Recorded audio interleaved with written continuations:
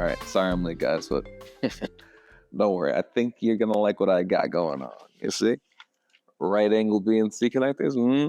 Who hungry?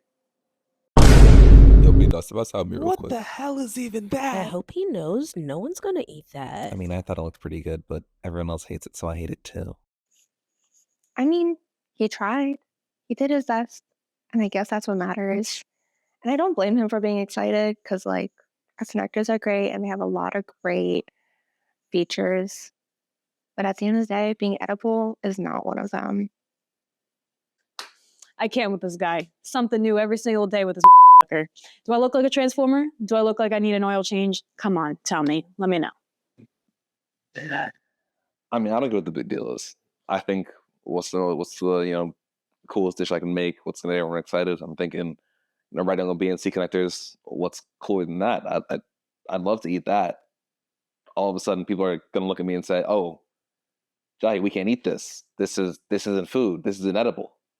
My digestive system is not accustomed to this." Now all of a sudden I worry about people's allergies. Oh, I can't eat metal. Like I don't get it. I can never please anybody here.